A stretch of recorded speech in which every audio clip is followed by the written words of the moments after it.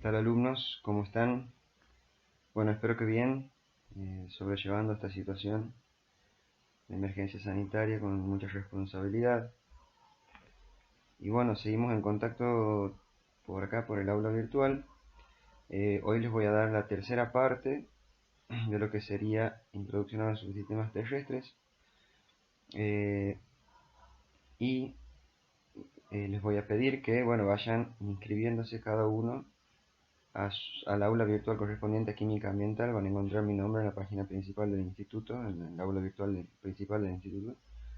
Y bueno, inscríbanse a la materia Química Ambiental, ¿sí? Bueno, lo que vamos a ver hoy son los bioelementos. Los bioelementos son elementos químicos que están presentes en todos los seres vivos y que cumplen funciones vitales, ya sea formando parte de moléculas orgánicas complejas, simples o en forma libre, cumpliendo otras funciones vitales, como vamos a ver ejemplos más adelante. Tenemos bioelementos primarios, secundarios y lo que se denominan oligoelementos. En cuanto a los bioelementos primarios, podemos decir que son los elementos mayoritarios de la materia viva, o sea, se encuentran aproximadamente comprendiendo el 95% del total de la materia viva, y tienen propiedades físico-químicas que son indispensables para formar las biomoléculas. Bien, estas biomoléculas o las moléculas esenciales para la vida son los glúcidos, los lípidos, los aminoácidos que forman proteínas y las enzimas, y los ácidos nucleicos que van a formar parte del ADN o del material genético. Entre ellos vamos a citar el carbono, el hidrógeno, el oxígeno y el nitrógeno, que se los abrevia con las siglas CHON, CHON, porque son los más abundantes, y aparte tenemos el azufre y el fósforo dentro de los bioelementos primarios. El carbono tiene una función estructural, es un elemento, ustedes lo conocerán, que forma parte de moléculas orgánicas e inorgánicas. Básicamente es un elemento muy abundante, uno de los más abundantes de la materia viva, porque forma una diversidad de complejos de compuestos orgánicos y es un componente común de cualquier materia que tenga vida. Por otro lado, una propiedad muy importante es que tiene la capacidad de formar polímeros, o sea, tiene la capacidad de formar moléculas complejas a temperaturas comunes, como la temperatura general del planeta Tierra, o sea, el rango de temperatura del planeta Tierra. Por otro lado tenemos el hidrógeno. El hidrógeno es el elemento más abundante del universo. Se forma grupos funcionales con otros grupos químicos para formar moléculas, como por ejemplo la molécula del agua. Y es esencial en hidratos de carbono y en ácidos. Le da la propiedad ácida justamente a los ácidos. Por otro lado tenemos el oxígeno. El oxígeno es el elemento más abundante de nuestro organismo. El oxígeno es esencial para el proceso de respiración y oxidación de los seres vivos.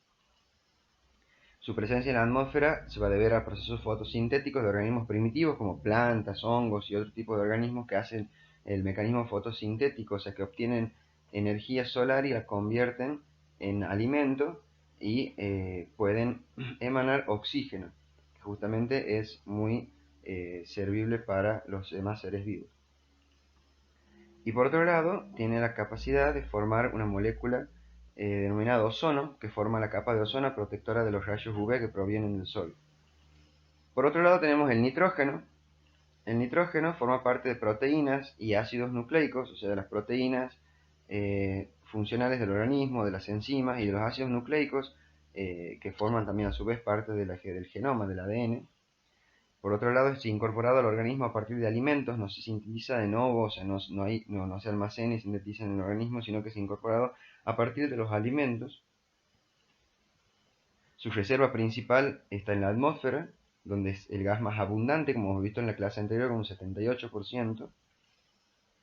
Y el nitrógeno atmosférico no es utilizable por los seres vivos.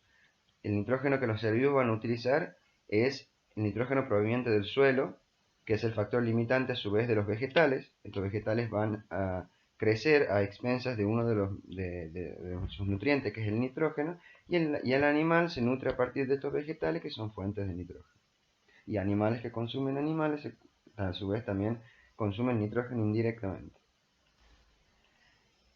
Por otro lado tenemos el azufre en menos cantidad, que es uno de los más destacados constituyentes de los aminoácidos. El fósforo, que participa activamente en reacciones energéticas de los seres vivos, como conocemos la molécula de ATP, por ejemplo, la molécula de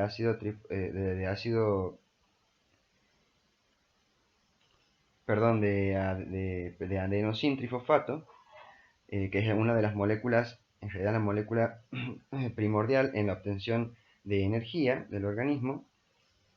Por otro lado, forma parte de los fosfolípidos de las membranas biológicas, que son justamente lo que mantiene a las células con una conformación, ¿sí?, estable. Y por otro lado, integra la materia de huesos y dientes, ¿sí? El fósforo también lo encontramos en altas concentraciones en lo que es la materia ósea y los dientes.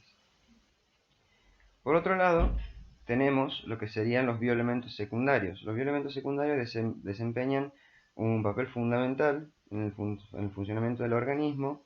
Van a constituir, en este caso constituyen un 4,5% de la materia viva, mucho menos proporción. Acuérdense que los primarios constituyen un 95% de la materia viva. Lo más importante de los bioelementos secundarios, si bien hay muchos, pero lo más importante son el sodio, el potasio, el cloruro, el yodo y el magnesio. En cuanto al sodio, potasio y cloruro, estos tres iones o bioelementos secundarios van a tener una función fundamental en lo que es la regulación del medio interno.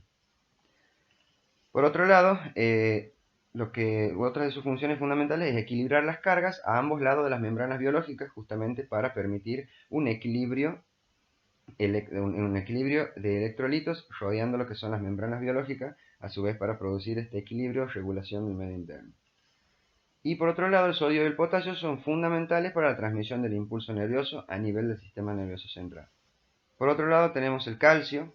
El calcio forma carbonatos.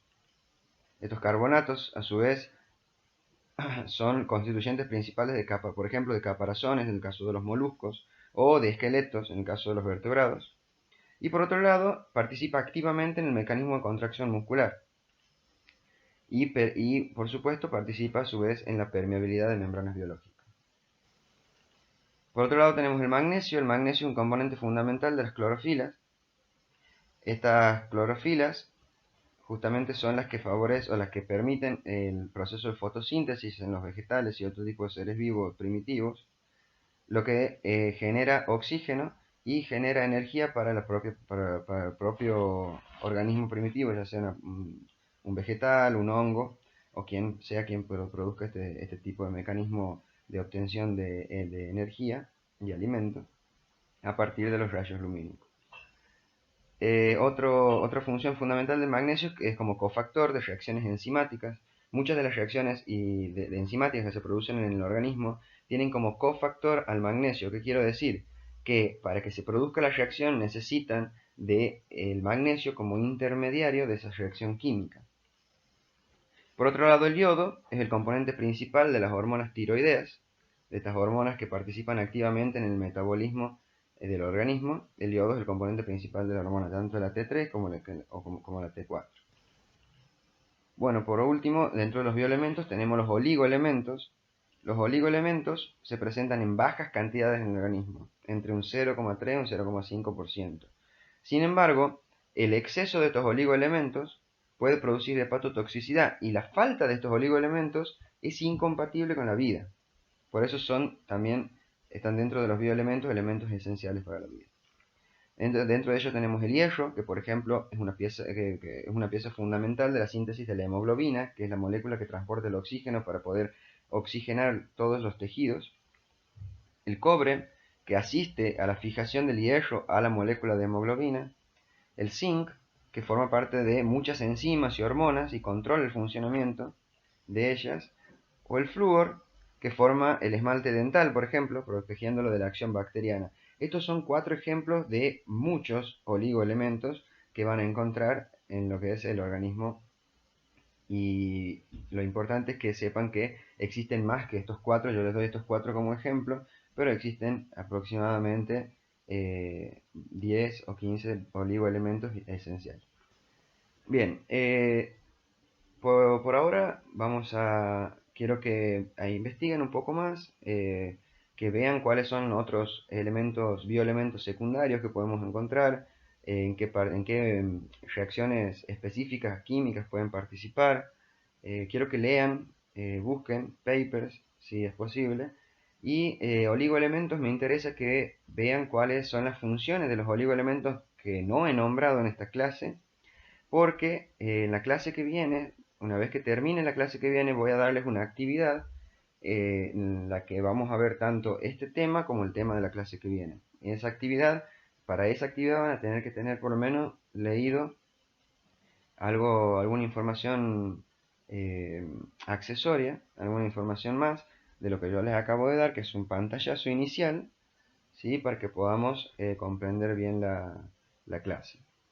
Lo que les he puesto aquí en esta diapositiva es la página a la que tienen que entrar, que es la página principal del aula virtual del Instituto San Miguel, donde van a descender y van a encontrar mi nombre, Mario Santos Trubé, y van a ingresar, van a encontrar dos materias, una de las materias que dicto en la Tecnicatura de primer año, esa no tienen que inscribirse, y por debajo van a encontrar, o por encima, no sé cuál está primero, van a encontrar la materia química ambiental que corresponde a ustedes, al profesor de química, cuarto año, y necesito que se inscriban en esa aula virtual, porque a partir del lunes estas clases se van a dar por el aula virtual específica de química ambiental y ya no por el aula virtual común de primer año, de cuarto año, perdón. Bueno, espero que haya sido claro y cualquier duda que tengan ya tienen mi casilla de correo y espero que los que falten enviarme los trabajos prácticos número uno, el trabajo práctico número uno, lo hagan en las inmediaciones de este día. Así que bueno, los dejo, cuídense mucho y hasta la próxima clase.